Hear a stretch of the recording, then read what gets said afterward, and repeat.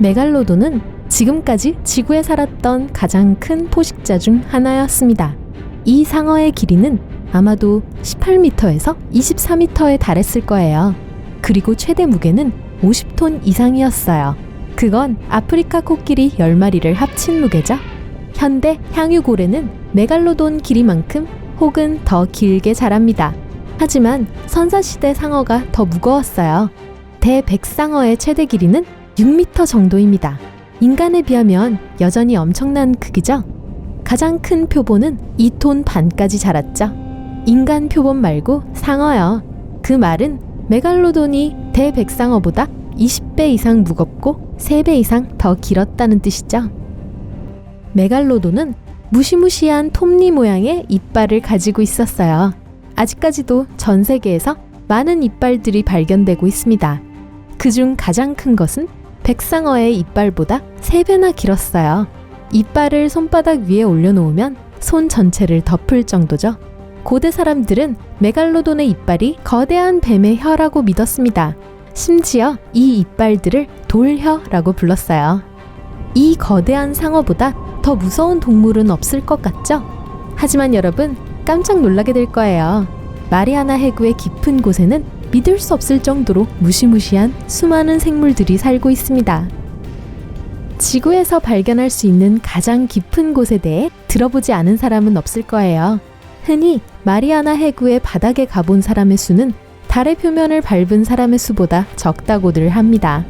챌린저 해안이라고 불리는 마리아나 해구의 가장 깊은 심연은 11,000m가 넘습니다. 세계에서 해발 고도가 가장 높은 산인 에베레스트를 뒤집어서 이곳에 빠뜨린다고 해도 2100m의 여유 공간이 생길 거예요. 그렇다고 이 지역에 어떤 생명체도 살지 않는다는 뜻은 아닙니다. 네, 이곳은 너무나도 알 수 없는 곳이라서 어떤 기괴한 생명체가 살고 있는지 잘 알려지지 않았어요. 네, 생명을 지탱할 햇볕도 들지 않고 기온도 영하권에 가깝습니다. 그리고 수압은 표면보다 거의 1000배나 더 높아요. 그런 수압이라면 대부분의 살아있는 생물과 인간이 만든 물건을 파괴하기에 충분하죠.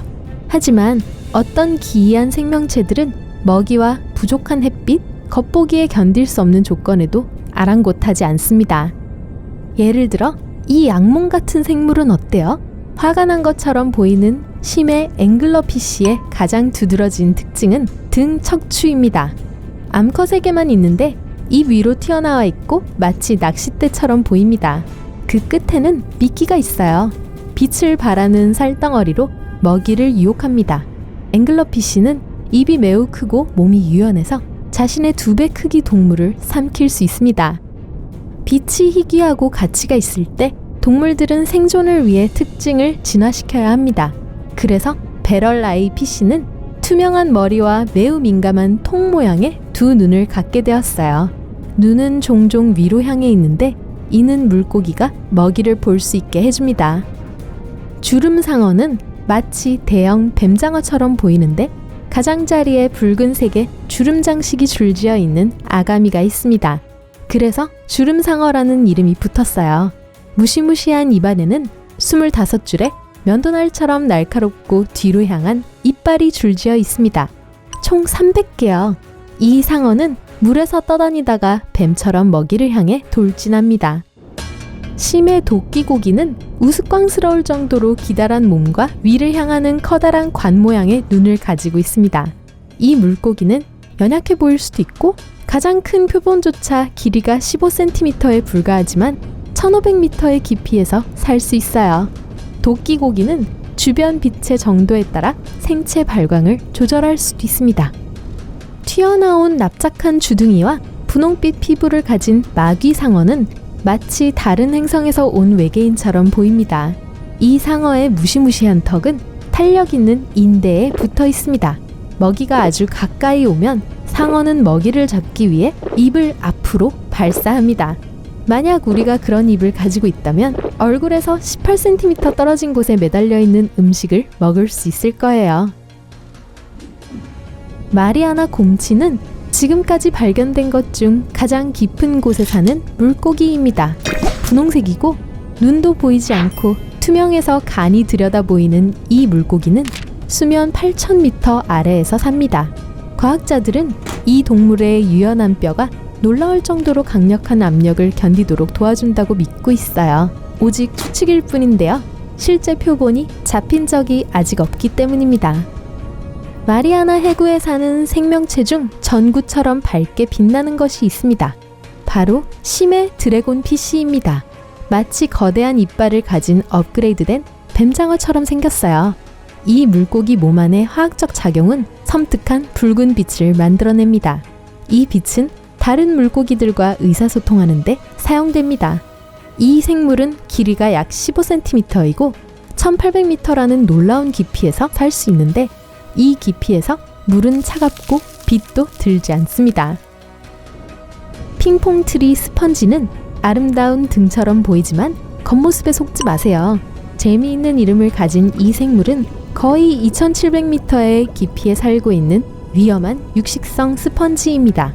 부드러워 보이는 공은 아주 작은 갈고리 모양의 가시로 덮여 있습니다.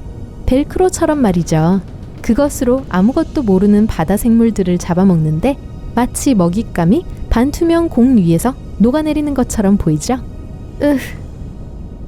기껏해야 5cm까지 자랄 뿐이지만 좀비벌레는 가장 거대한 생물체까지도 분해할 수 있습니다.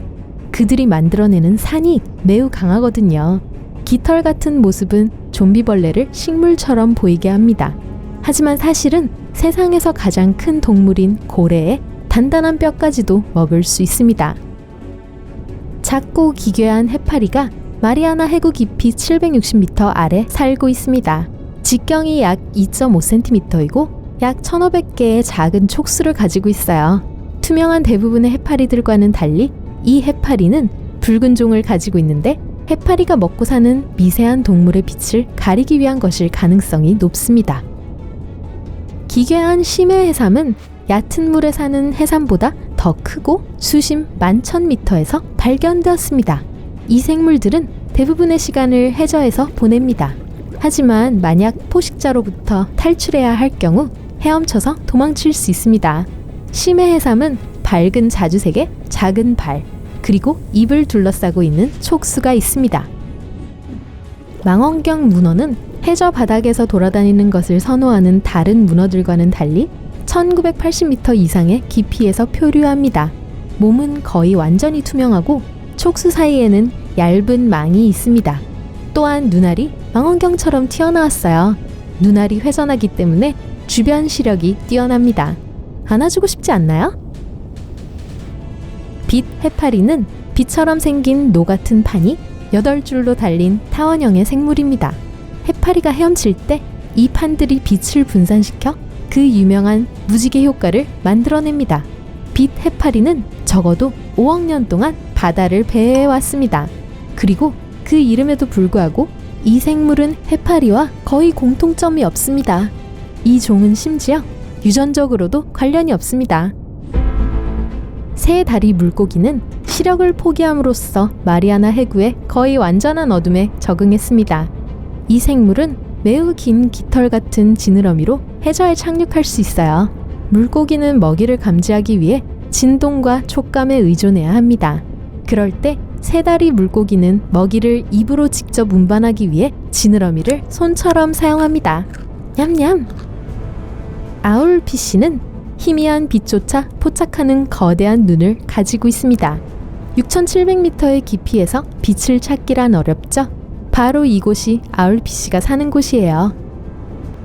단각류라고 불리는 딱딱한 껍질의 새우와 같은 생물체들은 수면 아래 10,000m에서 살 수 있습니다.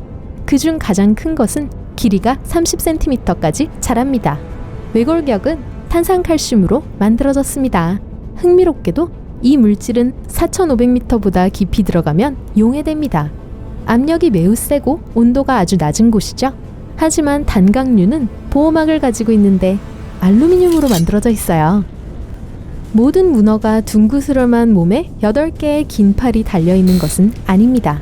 가장 깊은 곳에 사는 것으로 알려진 문어인 이 덤보 문어는 전혀 그렇지 않아요. 우산처럼 생긴 이 생물은 4,000m의 깊이에서 삽니다.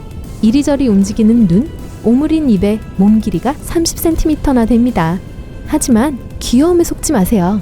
이 생물은 육식성일 뿐만 아니라 먹이를 통째로 삼키기를 좋아합니다.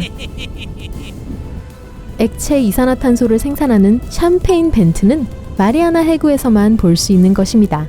그곳에 사는 아메바들은 살아남기 위해 적응해야 하죠. 일반 아메바는 작은 단세포 유기체인 반면 마리아나 해구 아메바들은 지름이 10cm까지 자랍니다. 이런 종류의 생명체로서는 어마어마한 크기예요. 또한 10km 깊이에서도 발견된 적이 있어요. 그렇다면 메갈로돈은 어떨까요? 거대한 상어가 여전히 마리아나 해구의 깊숙한 곳에 숨어 있을 수 있을까요? 아니요, 그럴 가능성은 없어요. 우선 그렇게 거대한 생명체를 위한 충분한 먹이가 없습니다. 심해 물고기는 너무 작아서 메갈로돈에게는 간식거리도 되지 않을 거예요. 게다가 메갈로돈은 온수종입니다. 마리아나 해구의 엄청난 압력과 차가운 물은 좋아하지 않을 거예요. 압력받는 걸 누가 좋아하겠어요?